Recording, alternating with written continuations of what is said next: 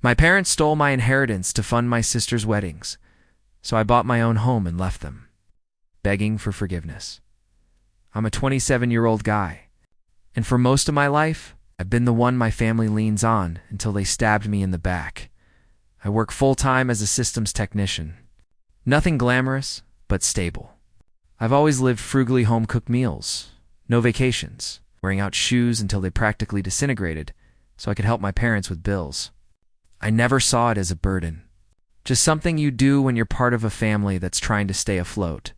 Rent, groceries, utility spikes in the winter I covered more than I probably should have, but I told myself it was temporary, that it was love. Then there's my younger sister, Lily. She's 24, loud, impulsive, dramatic, and the undisputed queen of our household. If I'm the background character, she's the star of every family dinner, every photo, every conversation. She went to art school for 3 semesters before dropping out to find herself. And since then, she's floated from job to job like nothing ever really sticks. Yet somehow, every time she so much as updates her resume, our parents throw a mini celebration. She's trying, they say.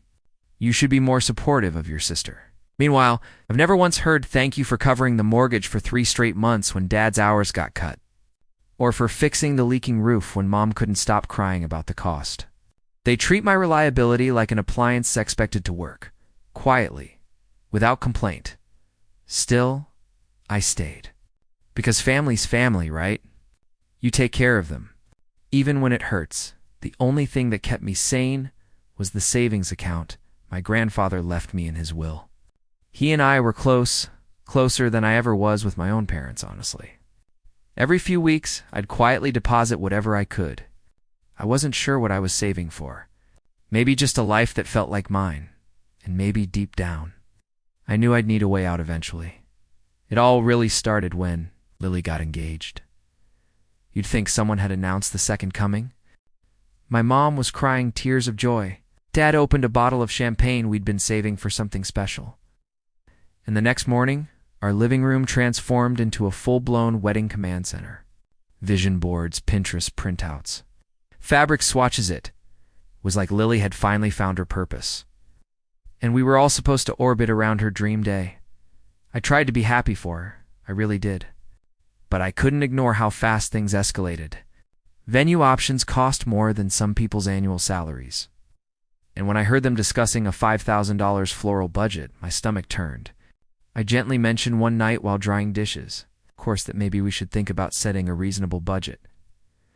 Mom froze. You don't want your sister to have a beautiful wedding? Lily chimed in. You're just being negative. I swear you can't be happy for anyone but yourself. It was like they'd been waiting for me to object, just so they could label me the villain. I dropped it, biting my tongue as they talked about a horse-drawn carriage and a catered 5-course dinner. Where was this money coming from? My parents weren't exactly sitting on a pile of cash.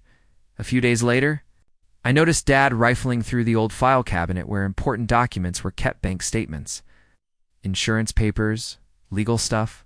He shut it quickly when I walked in. I didn't say anything, but something gnawed at me.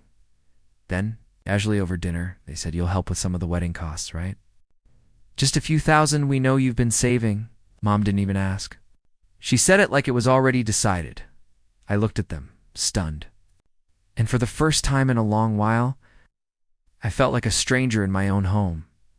A week later, I logged into my savings account, the one my grandfather left me. It was the only thing that felt like mine. But when I checked the balance, I froze. Half the money was gone. At first I thought it had to be a glitch. I reloaded the page, double-checked the account number, checked for pending transfers. But then I saw the withdrawal history, multiple large transfers over the past few weeks. $25,004,000. Another $4. $1,800. The dates lined up perfectly with the wedding planning frenzy. The expensive venue. The custom invites Lily posted about online. My throat tightened. I stormed into the living room, phone in hand. Did you take money from my savings? They didn't even try to deny it. Mom crossed her arms and said, We're family. That money is meant to help all of us. Dad added, Your grandfather would have wanted Lily to have a beautiful wedding. He loved her too. Couldn't believe what I was hearing. I told them it was my account, my inheritance, and they had no right.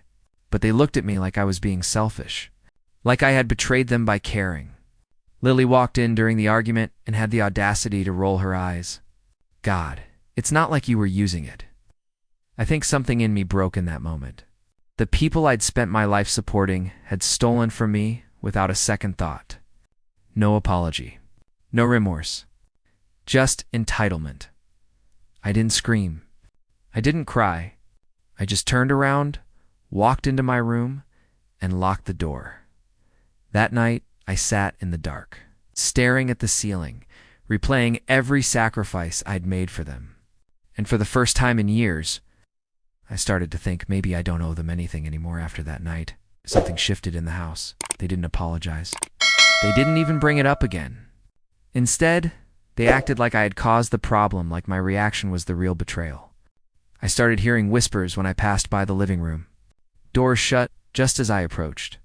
They started excluding me from conversations, plans, even meals. I'd walk into the kitchen, and they'd go silent. It's like I was some toxic presence invading their happiness. One morning, I heard Lily on the phone with one of our aunts laughing. He's just being dramatic. He's mad about wedding money. Can you believe that? Like I was having a tantrum over a loan, not stolen inheritance. Soon after, family members started texting me vague messages like, "Try not to let jealousy ruin things." I was stunned. They were actually painting me as some bitter, selfish brother trying to sabotage Lily's big moment. I tried to push through, keeping my head down, going to work, coming home late just to avoid them. But it became unbearable. One night, during dinner, Dad said coldly, "If you can't support your sister's wedding with a good attitude, maybe you shouldn't be here at all." That sentence hit me like a freight train. After everything I'd done for them, for this house they were telling me to leave, I didn't respond. I stood up, walked into my room, packed a bag, and texted a friend, "Any chance your couch is free for a few nights?" I moved out that night. No goodbye. No explanation. The next morning I checked my account again. Another withdrawal. This time the balance was zero. I sat on my friend's couch, staring at the glowing screen of my laptop, heart racing as I scrolled through the last transaction records. The account my inheritance was completely empty now. Not a single cent left. I felt sick. But what hit me harder wasn't just the theft. It was the certainty in their eyes when they took it. Like it was their right. That's when I remembered my grandfather's lawyer. He was an older gentleman named Mr. Whitaker. Stoic, formal, but kind. My grandfather had mentioned him during our last conversation, saying, "If anything ever goes wrong with the will, talk to Whitaker. He'll make sure you're protected." So I made the call. He agreed to meet me the next afternoon. I showed up early, nerves shot, palms sweating. When I explained what happened, he asked for the account number, the will copy, and the transfer history. After scanning through everything, his face darkened. "This money was left to you exclusively," he said. "Your grandfather was very clear about that. No one else was entitled to even touch it." I asked him plainly if what my parents did was illegal. He leaned back in his chair and nodded slowly. "What they did may constitute financial fraud, possibly theftist, especially if they forged access to the account or coerced you under duress." I wasn't sure whether to cry or laugh. For months I'd felt like the ungrateful one, the selfish son. But here it was, proof that I was the victim, not the villain. Mr. Whitaker offered to begin documenting everything. He said we could pursue legal action if I chose. For the first time in weeks, I felt something crack open inside me. Not rage, not even sadness, just clarity. They didn't make a mistake. They stole from me, and I was finally done playing the quiet, obedient son. The wedding came faster than I expected. Or maybe time just blurred together after everything that happened. I wasn't invited. Not officially, at least. No card. No text. Nothing. Just silence.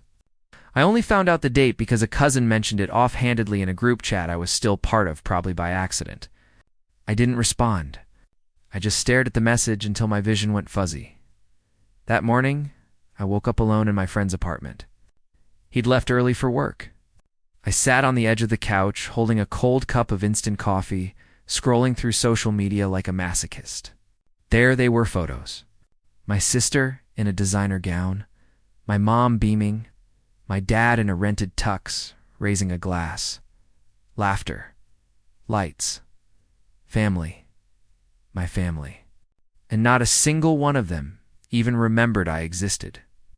One picture stopped me cold. It was a group photo right after the ceremony. Smiling relatives.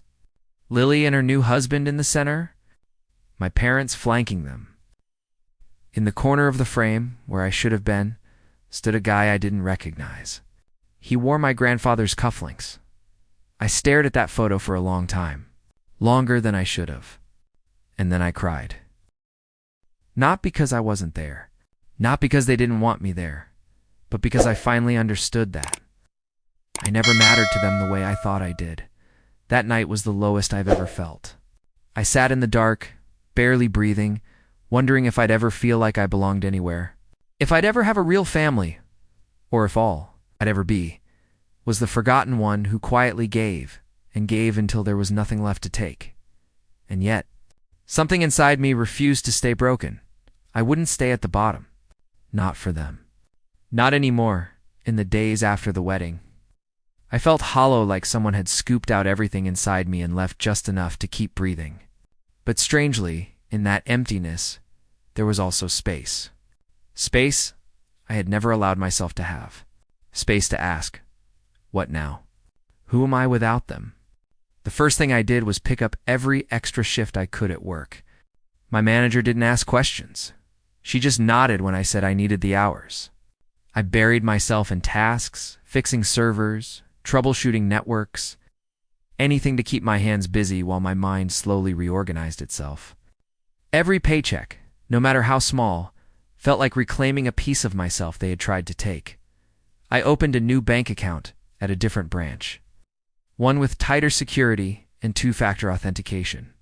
I told the banker I need something private. She glanced at the exhaustion on my face but didn't pry. That small active PIN number, only I knew, felt like a rebirth. At night, when my friend went to sleep, I researched obsessively budgeting, investment basics, low-cost living, first-time home buying programs. I found forums where people crawled out of financial trauma, and for the first time in my life, I saw stories like mine. People who were robbed by their own families, people who still managed to build something new. Therapy came next. Cheap, online, inconsistent, but it helped. I talked about Lily, about my parents, about the years of being the invisible son who paid bills but never earned affection. I realized how deeply I'd tied my worth to being useful, how easily that made me exploitable. Months passed. My savings grew. My shoulders felt less heavy. And in one moment that felt almost cinematic, I stumbled across a listing for a small condo in a quiet neighborhood. Nothing huge but stable. Something mine. I clicked on the photos again and again. Heart pounding. For the first time in months, I felt a spark of something I thought I'd lost. Hope. And as I stared at that listing, one thought kept echoing through my mind: maybe I can finally build a life that doesn't require their permission. I made an offer on the condo. It felt surreal. Wiring the deposit from a bank account they didn't know existed. Signing paperwork without a single family member involved. Walking into an office alone and walking out with the keys to a new life. The space wasn't glamorous, a one-bedroom with slightly scratched floors and a weird stain on the ceiling, but it was quiet. And it was mine.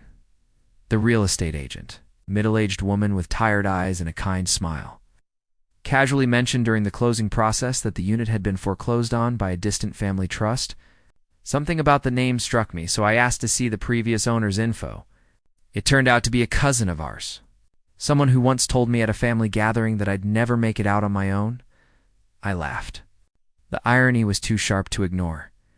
Once I moved in, I didn't post anything online for weeks.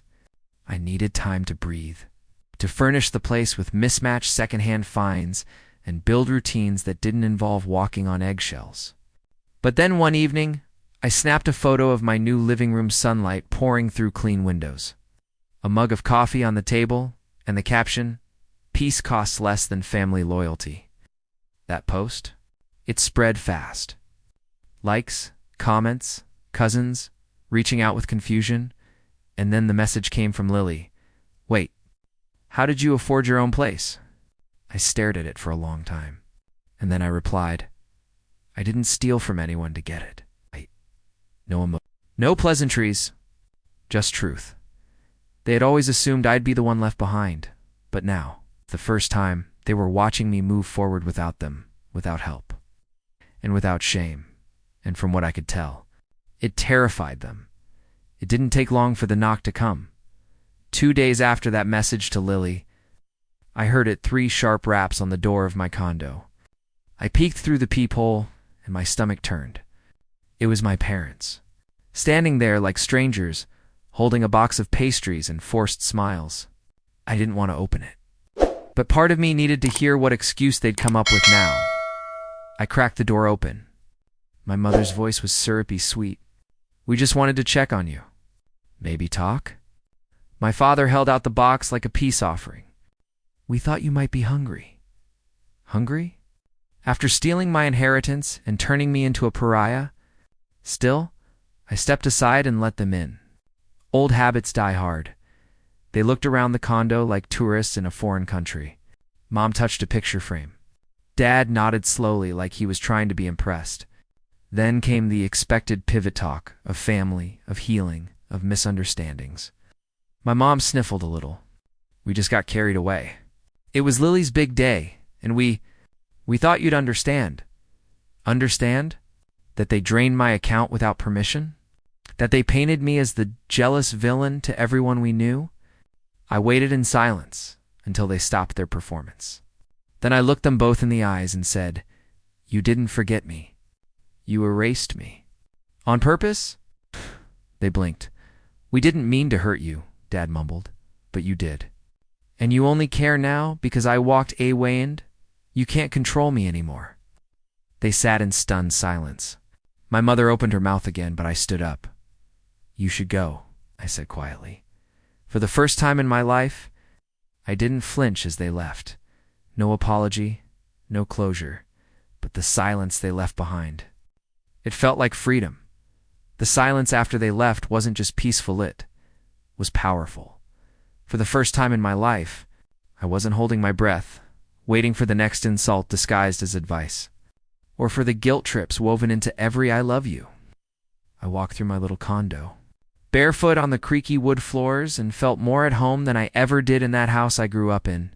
The kitchen wasn't stocked perfectly. The couch was secondhand. The walls were still half bare, but every inch of it was mine. Bought without manipulation.